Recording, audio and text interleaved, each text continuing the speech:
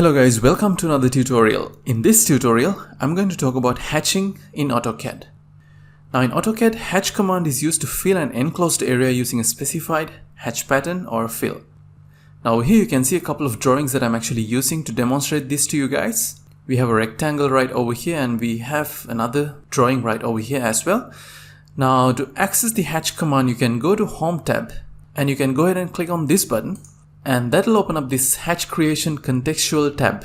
Now if you look at this pattern panel, you can actually select a wide variety of different hatching patterns. If you select solid, it's just going to be a single solid color. But if you would like to have an actual pattern, you can actually select one out of these. Even you can expand this. And you can see that we have quite a number of different hatch patterns to choose from. Let's say to demonstrate this to you guys, I'm going to go with this ANSI 31 pattern. After selecting that, if you hover your mouse over this enclosed region of your drawing, you will see that even without you having to click, it will sort of give you a preview of how your hatch pattern is actually going to get displayed. Now to apply this setting, you can simply click once. And to finally finish the process, you can click on this Close Hatch Creation button. And you can see that the hatch pattern actually got applied to my object. But I still find a couple of things that I need to change with respect to how this hatch pattern has been applied. Now to select the hatch pattern, you can simply click on the pattern like this. And you will see that a new tab gets opened, and this time the name of the tab is Hatch Editor. And as you can see, it consists of a number of different options that you can use to make changes to your existing hatch pattern.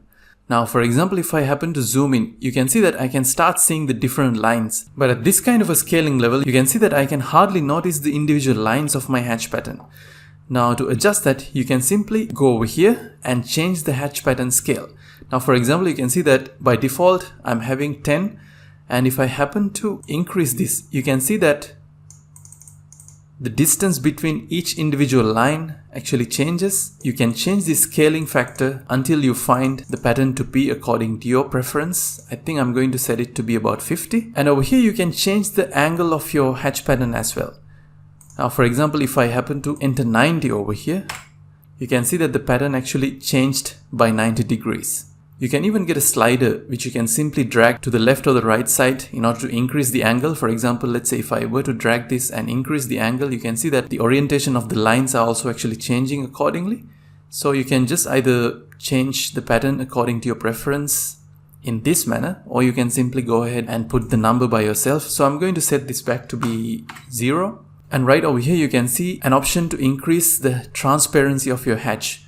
Now if I put this to be about 50%, it might not be that obvious because as you can see, we have selected our hatch pattern. But if I were to apply these different settings that I did, you can see that compared to this borderline, which is a rectangle, the transparency of the lines of the hatch pattern has actually increased according to the setting that we did.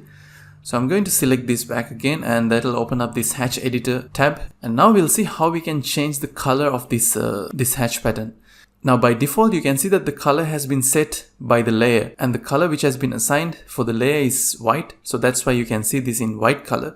But if you would like to make a change to the color, you can simply click over here and select a color of your preference. And for this, let's say I'm just going to go with this green color. And to apply all the settings, I'm just going to go ahead and close this Hatch Editor, and the settings get applied just like that.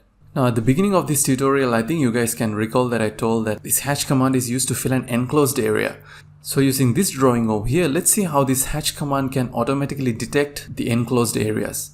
Now I'm going to go ahead and click on the hatch command again. And when I bring my mouse pointer into an enclosed area, let's say to begin with this rectangle over here, you can see that the hatch pattern is automatically getting applied, and it's automatically detecting that this particular rectangle is an enclosed area bounded by these 4 lines.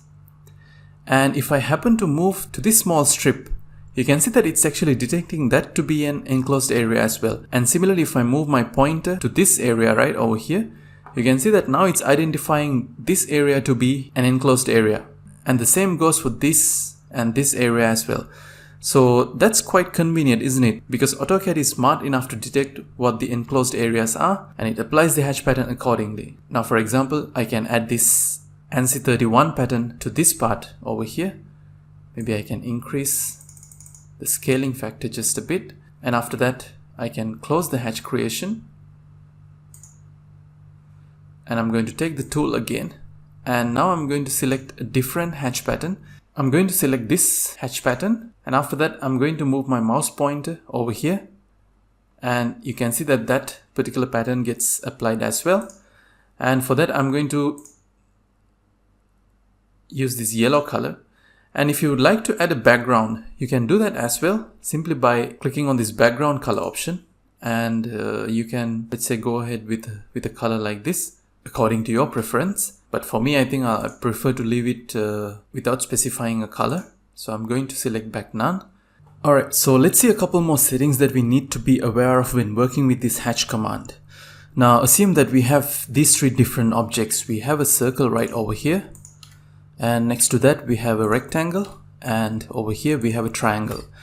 Now if you were to select the hatch command and apply a particular hatch pattern, let's say I'm going to go with this clay hatch pattern, and if I were to apply that hatch pattern to more than one object altogether, in this case I'm going to apply it to this, after that I'm going to apply the same hatch pattern to this, and finally to this triangle as well, and then I will close the hatch creation tool. And now let's say I would like to apply a different hatch pattern only to this triangle. You can see that even though I select the triangle, the hatch patterns that I applied to all these three different objects actually get selected. And if I were to make a change to the hatch pattern, you can see that that change actually got applied to all these three different objects instead of it getting applied only to the triangle object. Because when we were creating the hatch patterns, we created all of them together. So this might be a bit inconvenient in many cases. And we would like to separate these hatch patterns to match with their original object and not really work together. So there's a very simple way of doing that. All you have to do is simply select the hatch pattern like this, and you can go to options over here and click on separate hatches, and that actually separates the combined hatches into separate hatch patterns based on the close boundaries that it's been bound by, and it'll create separate hatch objects instead of having a combined one single hatch object. So if I click on this, you can see that it got separated. I can now select the hatch objects separately, just like this. And now if I want to make a change to my triangle hatch object, I can do that without any issue, and even I can go ahead and change the color and it'll get applied only to this hatch object which I selected. Alright, in AutoCAD, enclosed areas or text objects inside hatch boundaries are actually treated as islands, and there are three island detection styles that we can actually choose from when we're applying a hatch pattern. Now to demonstrate that to you guys, I'm going to consider this particular drawing that you can see over here. Now let's say if I were to apply a hatch pattern, I'm going to go with this brick hatch pattern, and if I go to options over here, and if I select normal island detection, and if I select the internal point to be this particular point, you can see that the islands remain unhatched and the islands within islands are actually hatched. Now this can be demonstrated again a bit more clearly. Let's say if I undo this, and let's say if I increase this just a bit, and if I add another object inside this circle, let's say if I were to add another circle inside this, and now if I go to options and select normal island detection, and if I select the internal pick point to be this, you can see that the islands actually remain unhatched and islands within islands are again hatched.